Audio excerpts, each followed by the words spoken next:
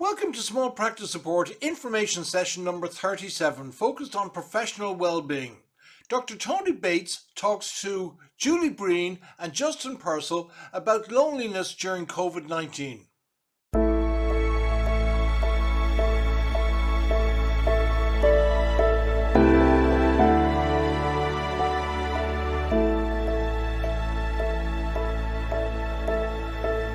So you're all very welcome to Small Practice Information Session 37.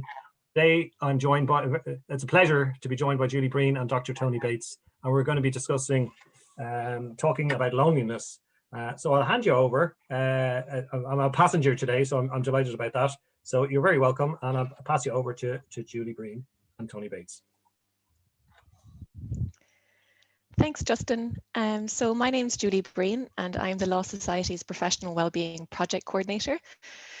So this means I'm tasked with implementing the Law Society's Professional Wellbeing Project. And today I am really excited. That's probably an understatement. I'm over the moon to be joined by Dr. Tony Bates. For those of you who don't know Dr. Tony Bates, I might read out some of his bio for you. I chose my favorite parts, Tony. So Tony lives full-time in Sligo on a cliff surrounded by the sea. Behind him, he has a lovely warm fire. He looks after 4 hens, 3 cats, a pair of rabbits, and feeds over 200 wild birds. So Tony was head of psychology for 30 years in St. James's Hospital. He's currently adjunct professor of psychology in UCD, and he also founded Jigsaw, which is amazing. Jigsaw is the Centre for Youth Mental Health and was founded in 2006, and I'm a big fan of Jigsaw's, and I'm a big fan of the Sanctuary, and Tony works quite closely with this Sanctuary, so delighted to be here with you today, Tony. Thank you, Julie. Thank you for your kind word. So, Tony, today we're going to talk about how travel restrictions, not having the normal social interaction that we usually have, is quite distressing and also affecting how we feel internally, how we think about ourselves maybe, and how we're acting. And I think there's something about this talk that we're both hoping that we can talk about loneliness in a really practical way. Yeah. Yeah. Sure. Thank you, Justin. Thank you, Julie, and hello, everyone. This is a hard time. I mean, it's a hard time for everybody, even for people who don't think it's a hard time. It's difficult. And I just thought I'd say something about that before we get into the meat of our talk, which is that mental health is something we hear a lot about. We have to look after our mental health. What does that mean? It's hard to look after something if you don't know what it means. And I think what mental health doesn't mean, it doesn't mean feeling good at all. It doesn't mean feeling good or feeling bad. Mental health is knowing how you feel and being able to check in with yourself. And then secondly, it's about minding our mental health is asking, what do I need? And what do I need to do? Sometimes I need to do something. Sometimes I need to do less, do nothing. And sometimes I need to talk. Sometimes I need to walk. You know, it's different things for different people at different times. So what I'd like to do is introduce you to this wonderful new interactive platform where I can ask you, we can begin with, just checking in with how I feel. So just take a moment quietly and just, ask yourself, how am I feeling today? Always good to begin with your body. That'll tell you what you're feeling. Your head will tell you what you should be feeling and what you're not feeling and how awful you are for feeling things. But your body never lies. It always tells you where you're at. How am I feeling?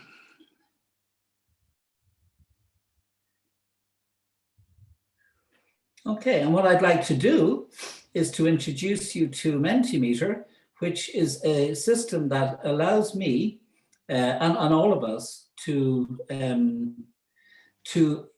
begin to interact together. And I want to emphasize, to interact in a totally anonymous way. There is no way that I know who writes what in. You could write gibberish. I have no idea who but it'll come up on the screen. And if you go to your phone and just type in menti.com, and menti.com then will ask you for a code. And the code is the 7-letter code 1753995. And you put that in 1753995. And then this question should be visible to you, and your answer will be in one word. Let's keep our answer to one word each. Disappointed. Thank you.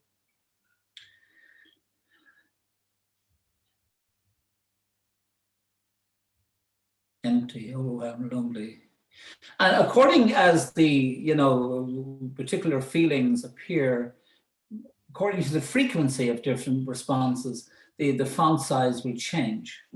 So that you can see overwhelmed is disappointed, disappointed, disappointed. A lot of disappointment.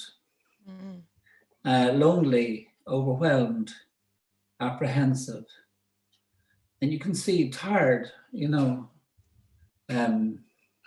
stressed, which would be bigger if,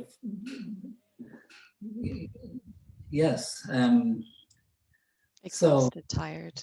Exhausted, tired. So, this kind of is a snapshot of what I would say we're all feeling. Not that we're all feeling all of these things at this moment, but in over the course of any one day, we probably all have moments of feeling tired, overwhelmed, disappointed, lonely,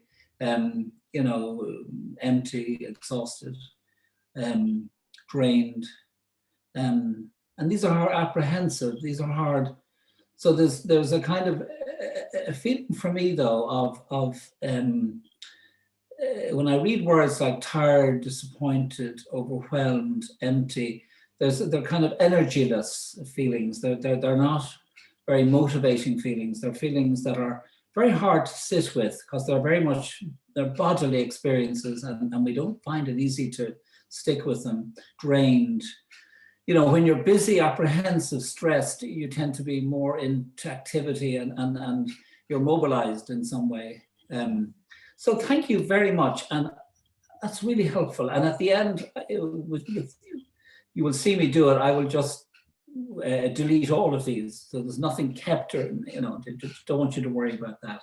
Okay, so I'll stop sharing for a moment. So it seems to me that there are difficult feelings, and Julie was keen that I would talk about loneliness, which is a whole lot of feelings. Many of the ways we experience loneliness are that we feel empty, drained, tired, overwhelmed, and we feel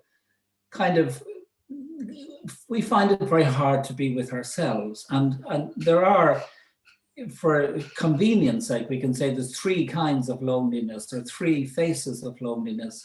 And the first is a kind of an inescapable loneliness that we all feel at some point, which is the fact that I'm with myself and I can't really ever get away from that. It's just a fact of life. No matter who I'm with, where I am, ultimately I go to sleep on my own, and I have to do a lot of things on my own. And for some of us, that feels fine. We enjoy being able to pursue our projects, be able to go out, get away from people and rest ourselves and just resource ourselves and hone our skills in our profession or in sports or in some hobby. We really appreciate being able to be alone. But sometimes being alone is oppressive, and we feel that empty, drained, frightened sense that we find it hard to be with ourselves. And I mean, I think there's 2 things I would say about that it's not something that's easy to answer, because part of it is I need to learn to be with myself. I need to learn to relate to myself. It's a relationship that I have to work on in the way that I work on my relationship with my clients or my partner or my friends. I need to kind of practice a certain kind of gentleness and kindness to kind of give myself a bit of to back off on myself, to give myself a bit of room to breathe, okay? So that I learn how to be with myself and discover that that can be okay. There is another reason, however, where we might have a persistent uneasiness with ourselves, which is that there is something in my experience which is unresolved. It's just, I haven't digested it. It's like an undissolved aspirin, undissolved, unresolved, and that's something I need to perhaps talk through or write about or in some way to process.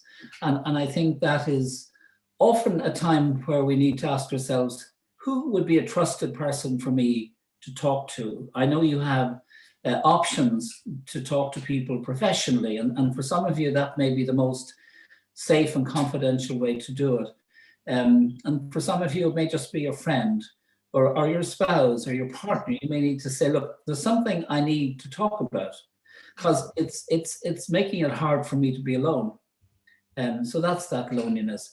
There's another kind of loneliness, which I think is more grief. And I was looking for that word grief. I didn't see it. I don't remember seeing it in the Wordle. But because while we're inescapably alone, we survive in this life by being able to form close bonds with people that are important to us in our lives. And in the last year, we have been isolated from many of the people with whom we have those bonds. And Zoom goes so far, and it's great. But, you know, when we feel threatened, when we feel overwhelmed, our first instinct is always to reconnect with the people who make us feel safe.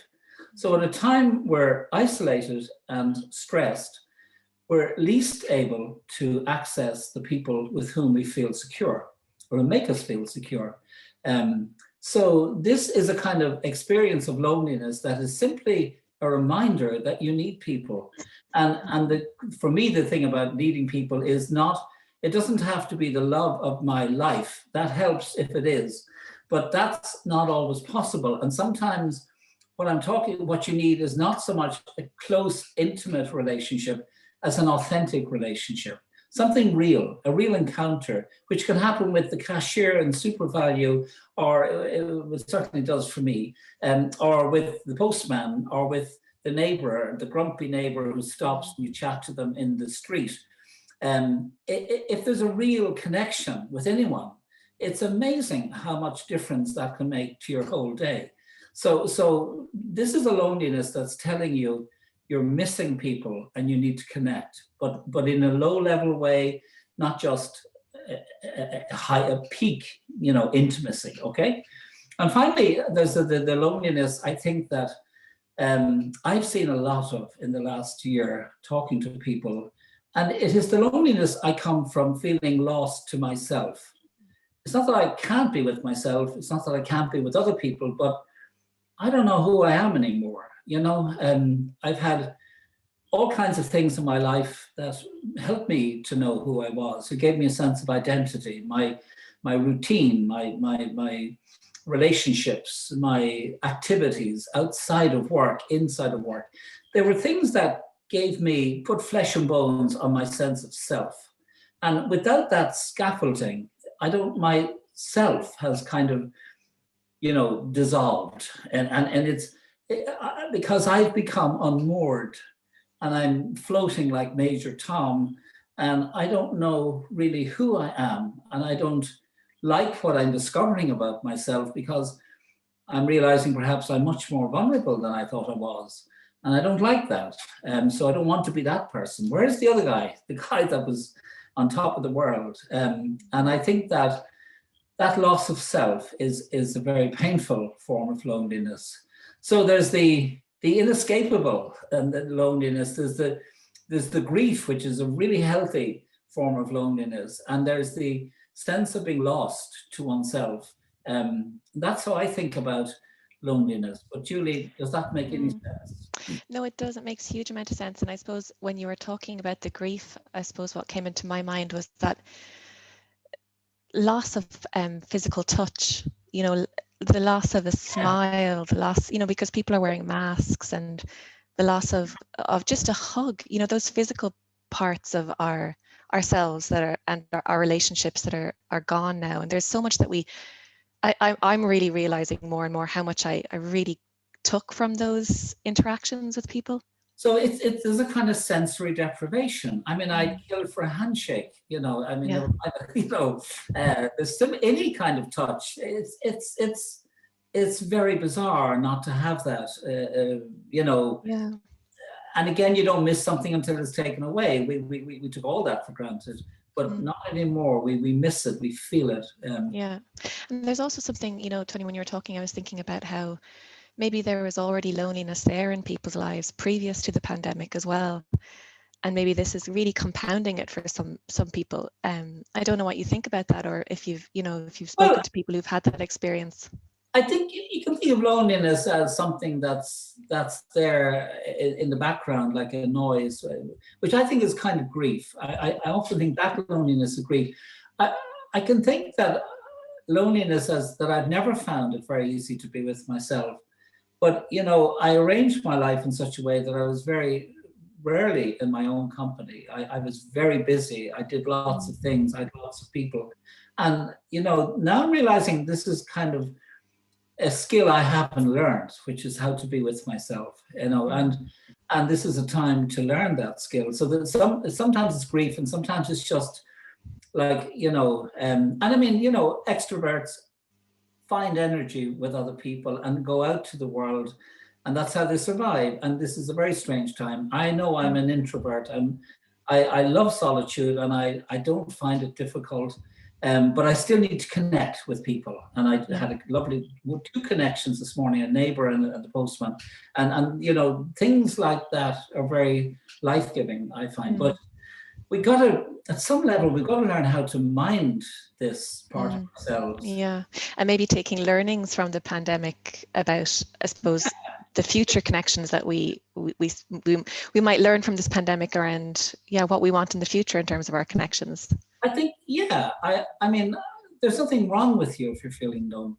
It's not an easy feeling to have. It can be embarrassing, it can be hard to talk about, but it's not something wrong with you. It's a prompt to do something or to take care of it in some way. One of the things I thought we might look at is what do people do when they feel lonely? And I was going to ask you, all of you, if you would, I want to move on to them. So what I was thinking is, what do I do when I feel lonely? I'm not saying does it even help? Just what do you do when you feel lonely? And again, if you could give me your answers anonymously. Nothing. Okay. We can't see your screen, Tony. Oh, sorry, I'm not sharing. That would help, wouldn't it? I'm just give me a moment, guys. Sorry, I came out of sharing and that's no problem. Now, where do I go? Can you see that? We can, yeah. Yeah, well, that's not the big screen though. I wonder why that is. Talk to my spouse, dream, go for a walk. Walking is clearly, isn't it funny? And it's interesting, so walking with, read a book.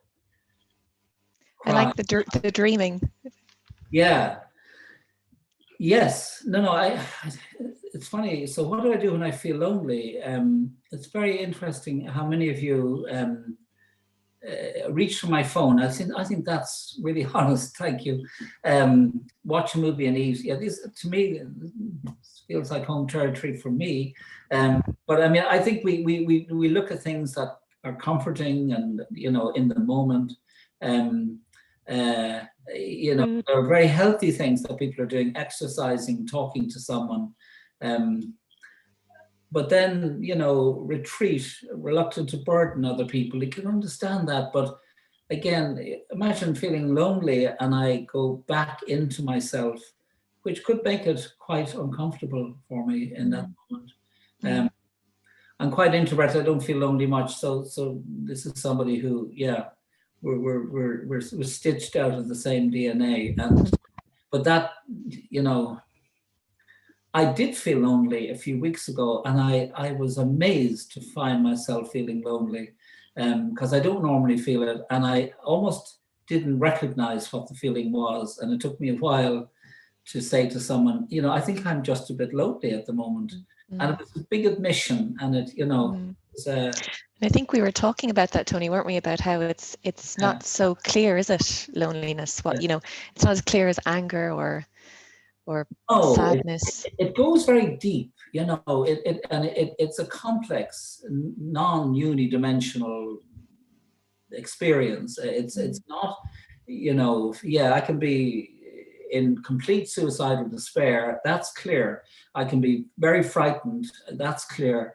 I can be very angry. That's clear. But loneliness is this fog. It's like my mind is like a fog. I don't quite know what's going on in there, but there's a lot happening, and it doesn't feel good. Okay, so let me just move on to another final question, and it is simply, what helps when I feel lonely? Because sometimes what we do doesn't help, and I'm accepting that, but just thinking, what does help you when you feel lonely? I'm filling these out as well, Tony. What? I'm filling these out as well, so you're getting answers from me as well. Yeah. Oh, you're the bottle of vodka person. No.